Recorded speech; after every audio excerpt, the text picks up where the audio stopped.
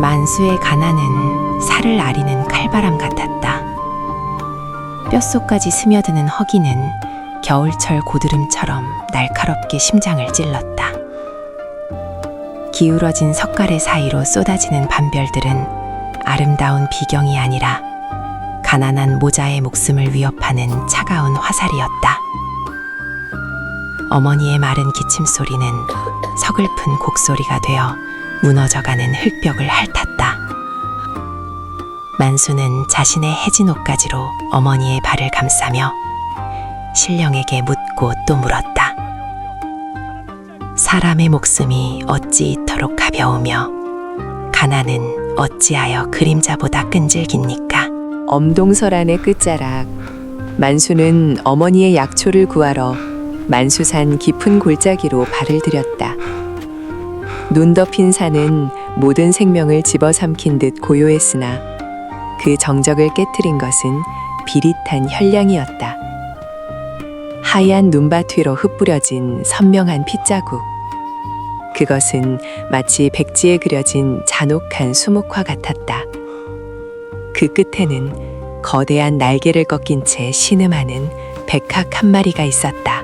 학의 눈동자는 맑은 호수 같았으나 그 안엔 죽음의 그림자가 일렁였다. 하얀 눈밭에 사냥꾼의 덫에 걸린 다리에선 끊임없이 붉은 생명이 새어나오고 있었다. 만수는 주저없이 제 하나뿐인 무명저고리를 찢었다. 미물이라 하여 그 생명이 어째 가벼우랴. 내 고통이 내 가난보다 무거워 보이니 부디 나를 믿어라. 만수의 거친 손마디가 학의 상처를 감쌀 때 인간과 영물 사이엔 말로 다 못할 천년의 공명이 일어났다.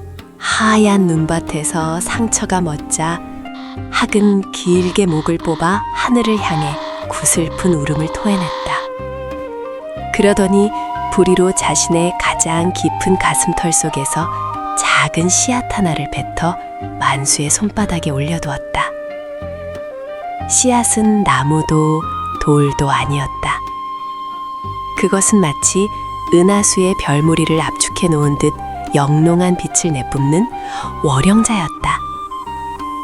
학은 큰 날개를 펴 순식간에 구름 너머로 사라졌고 만수의 손바닥엔 온기만이 남았다. 만수는 그 신비로운 씨앗을 제 집 가장 높은 곳, 낡은 지풀이 얽힌 지붕 귀퉁이에 심었다. 별을 씨앗아, 이 비루한 집에서 무언가 피어날 수 있다면 그것은 오직 너의 몫이다. 그날 밤 대지는 숨을 멈추었다. 땅밑 깊은 곳에서 잠자던 치맥이 만수의 초가집으로 모여들기 시작했다. 썩은 집더미는 씨앗을 품은 자궁이 되어 뜨겁게 달아올랐다. 자정 무렵 기적이 시작되었다. 씨앗에서 돋아난 싹은 식물이 아니라 살아있는 빛의 줄기였다. 빛이 핏 형광을 내뿜는 넝쿨이 파죽지세로 초가를 덮었다. 잎사귀 하나가 돋을 때마다 사락사락 비단 굴러가는 소리가 들렸고 줄기가 석가래를 감을 때마다 낡은 나무들이 강철처럼 단단해졌다. 만수는 마당에서 이 경이로운 생명의 박동을 숨죽여 지켜보았다. 동이 트기 전 지붕 위에는 믿을 수 없는 광경이 펼쳐졌다. 집채만한 하얀 박 하나가 마치 하늘에서 내려온 달처럼 앉아 있었다. 박의 표면은 도자기를 구워낸 듯 매끄러웠고 그 안에서는 은은한 맥박이 느껴졌다. 이것이 박인가 아니면 돼지가 품은 아닌가. 마을 사람들은 하나둘 모여들어 이 경이로운 풍경 앞에 무릎을 꿇었다. 가난의 상징이었던 초가는 이제 신성한 성소가 되어 있었다. 박이 커질수록 마을엔 기이한 향기가 진동했다. 그것은 천년된 매화의 향기 같기도 하고 갓 지은 쌀밥의 구수함 같기도 했다. 그 향기를 맡은 이들은 며칠째 이어진 굶주림을 잊었고 만수의 어머니는 굽었던 허리를 펴며 깊은 잠에서 깨어났다. 만수야, 방 안 가득 달빛이 넘쳐흐르는구나. 우리가 드디어 하늘의 응답을 받은 모양이다. 하지만 빛이 강할수록 그림자도 짙어지는 법. 마을의 시기꾼들과 욕심쟁이들이 밤마다 도끼를 들고 다물을 넘었다.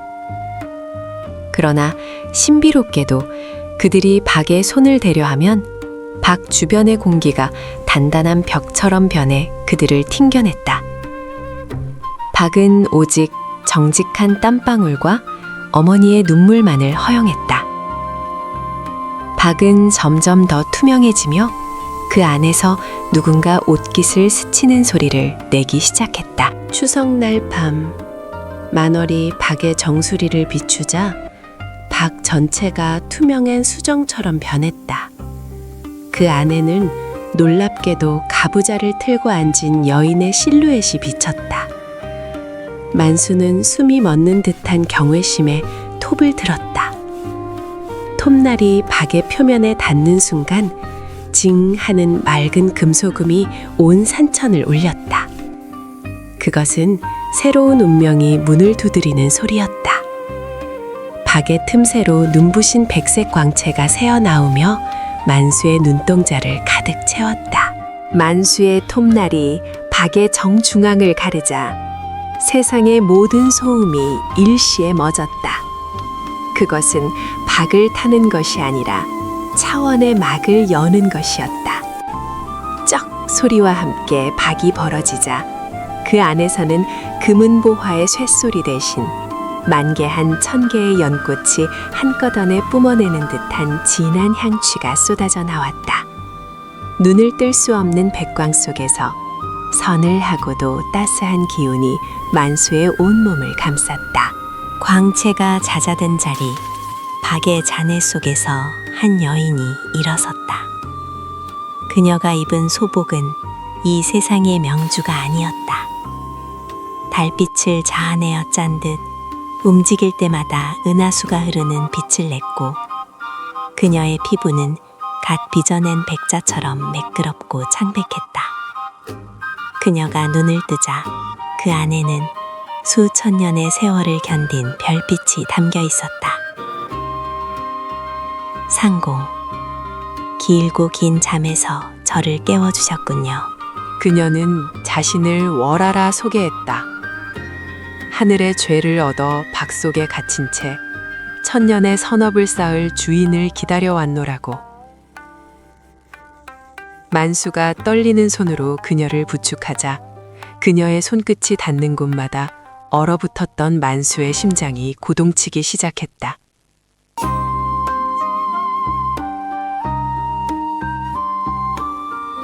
상공에 적조한 다심에 내리는 첫눈이 되고자 합니다. 이제 가난의 기억은 저 박껍질과 함께 묻어두소서. 월하가 부엌으로 들어서서 텅 빈 쌀도 위에 손을 얹자 기이한 소리가 들려왔다. 모래알이 구르는 소리가 아닌 맑은 폭포스가 떨어지는 소리였다. 독을 열자 그 안엔 눈부시게 하얀 쌀알들이 찰랑찰랑 넘쳐나고 있었다. 한 바가지를 퍼내면 두 바가지가 차올랐고 그 쌀로 지은 밥 냄새는 말리 밖까지 퍼져 굶주린 영혼들을 불러 모았다. 그날 밤 월하가 마당에 서서 나비처럼 춤을 추자 초가집이 요동치기 시작했다. 썩은 집더미는 푸른 기와로 변해 용의 비늘처럼 돋아났고 뒤틀린 기둥은 곧게 뻗은 춘향목이 되어 하늘을 받들었다. 문살에는 옥이 박히고 마루는 거울처럼 빛나는 대궐 같은 기와집이 달빛 아래 우뚝 섰다. 만수의 집은 이제 가난의 유배지가 아니라 땅 위의 선궁이었다. 병상에서 신음하던 만수의 어머니가 밖으로 나왔다. 그녀의 하얗던 머리칼에는 검은 윤기가 돌았고 깊게 패였던 주름은 봄눈 녹듯 사라졌다. 월하가 올린 정화수 한 잔에 어머니의 모든 병마가 씻겨 내려간 것이다. 이것이 꿈이냐 생시냐? 하늘이 우리 아들의 착한 심성에 감복하여 선녀를 보내주셨구나. 집안엔 곡소리 대신 웃음꽃이 피어올랐다. 이튿날 아침 마을 사람들은 넋을 잃었다. 어제까지 무너져가던 만순의 집터에 고래등 같은 기와집이 들어앉아 있고 마당엔 철모르고 핀 모란과 국화가 흐드러졌기 때문이다. 사람들은 그것을 박 속에 핀 극락이라 불렀다. 만수는 이제 더 이상 비천한 총각이 아니었다. 그는 마을의 가장 큰 어른이자 복의 근원으로 추앙받기 시작했다. 월화는 밤마다 배를 짰다. 그녀의 배틀 소리는 음악 같았으며 짜인 비단은 입기만 해도 병이 낫고 수명이 연장된다는 소문이 돌았다. 그녀는 그 비단을 팔아 금을 모으는 대신 가난한 이웃들에게 나누어 주었다. 만수의 가문은 덕으로 쌓은 성벽처럼 견고해졌고 월화의 명성은 도성까지 퍼져나갔다. 모든 것이 완벽해질수록 만수는 문득 두려워졌다. 부인, 이 모든 것이 아침 안개처럼 사라질까 겁이 나오. 월화는 만수의 손을 제 심장에 가져다 대었다. 인간의 탐욕이 이 문턱을 넘지 않는 한 저는 영원히 상공의 박 속에 머물 것입니다. 우리의 복은 재물이 아니라 서로를 향한 믿음에서 나오니까요. 그러나 세상의 이치는 복이 있으면 시기가 따르는 법.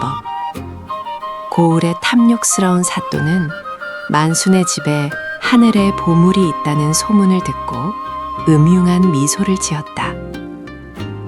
박에서 나온 계집이 그리 절색이라지.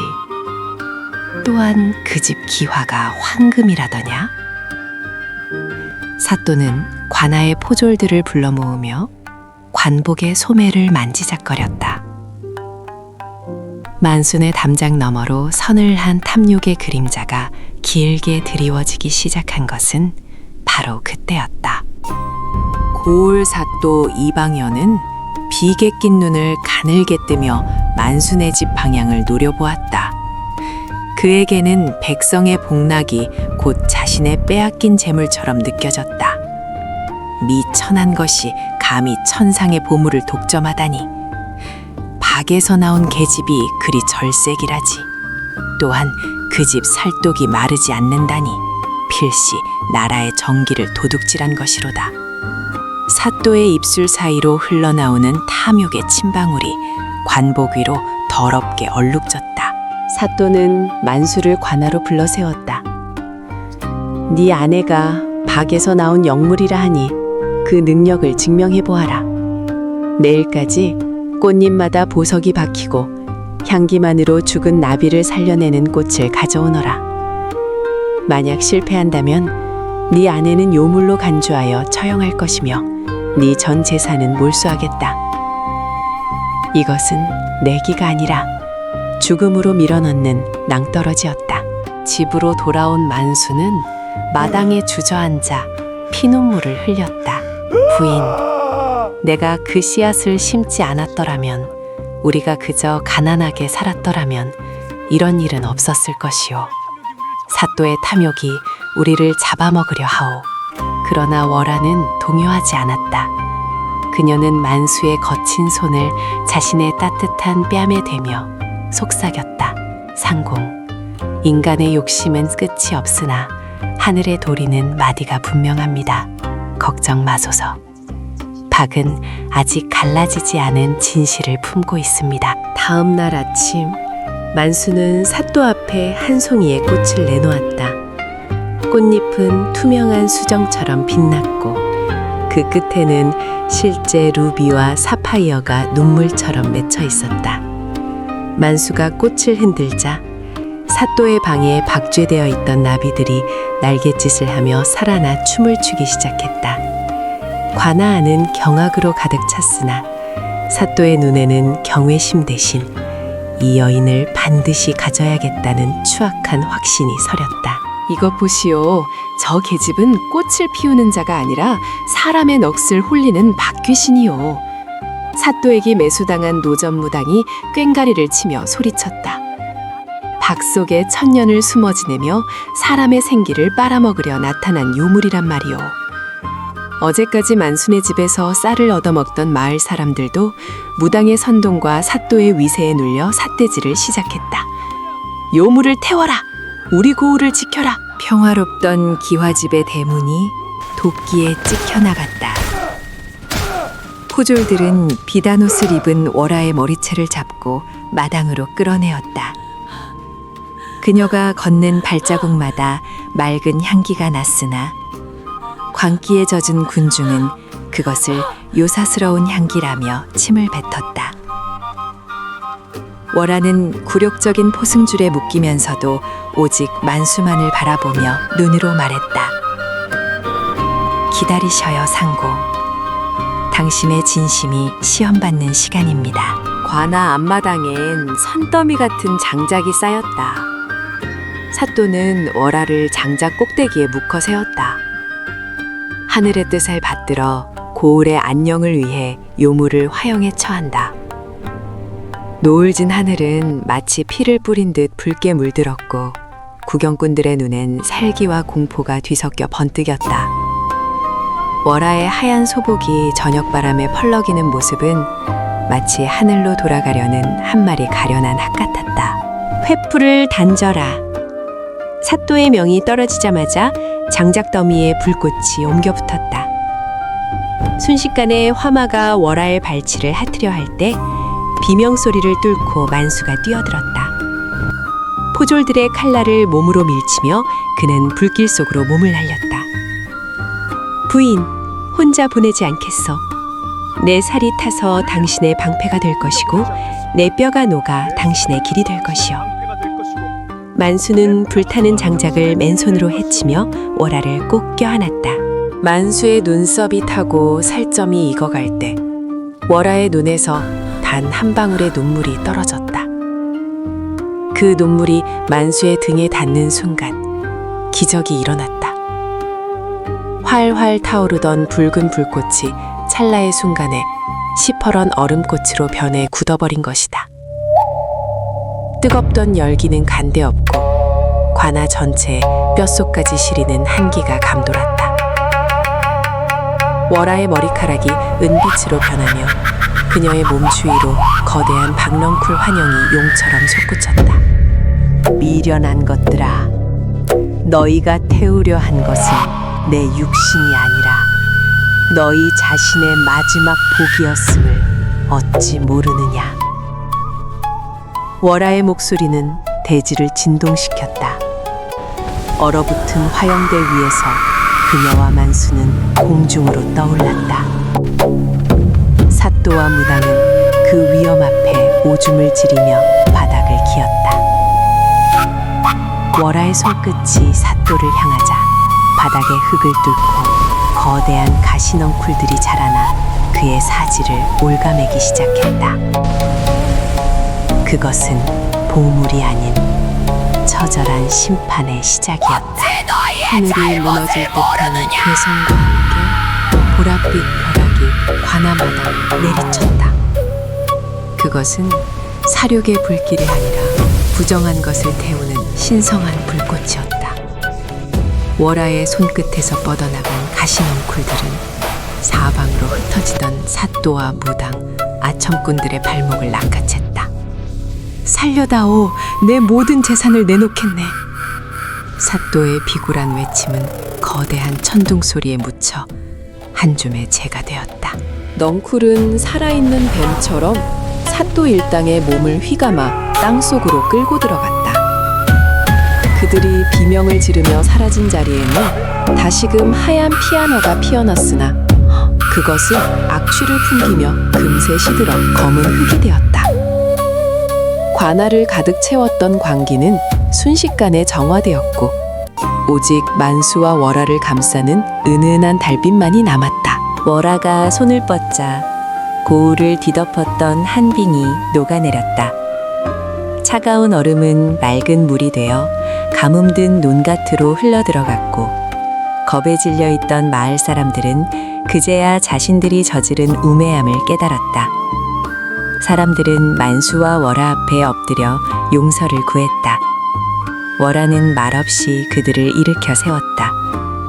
복은 미워하는 마음이 사라진 곳에서 비로소 싹트기 때문이었다. 모든 소요가 끝난 후 월아는 만수의 상처 입은 손을 잡으며 나직이 고백했다.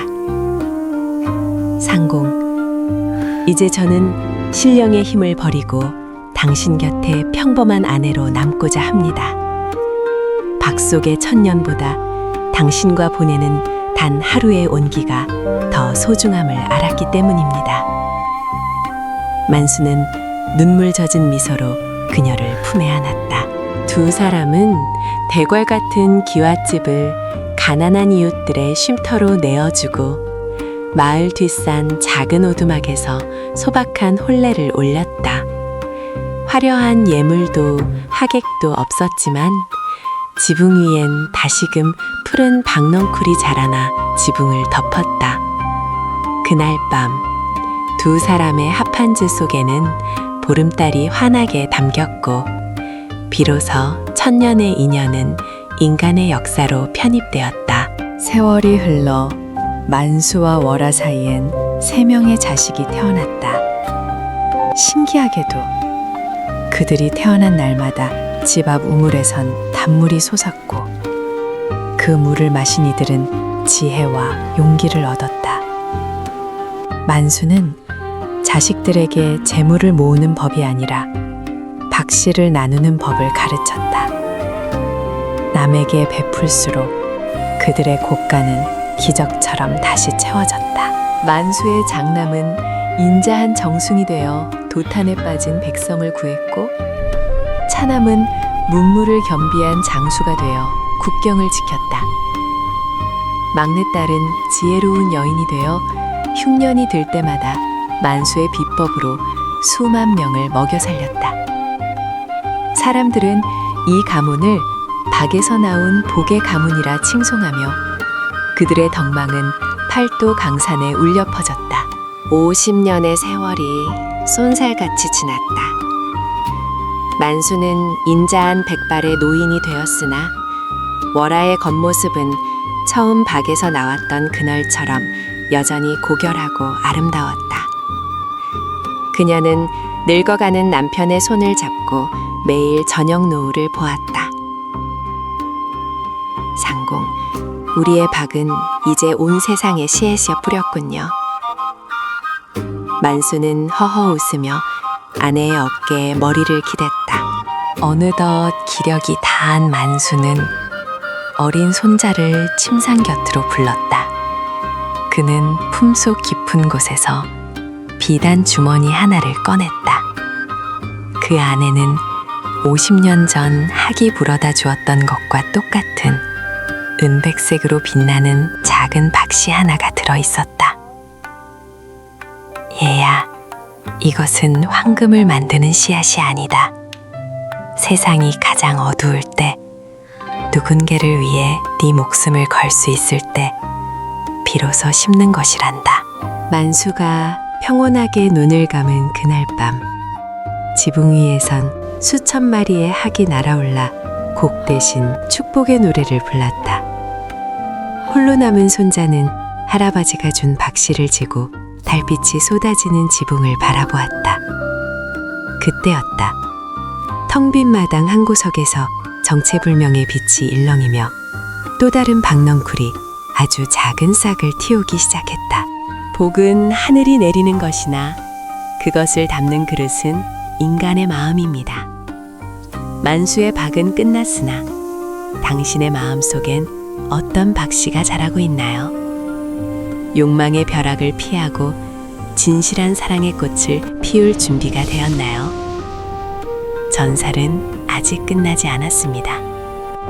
이제 당신의 차례입니다.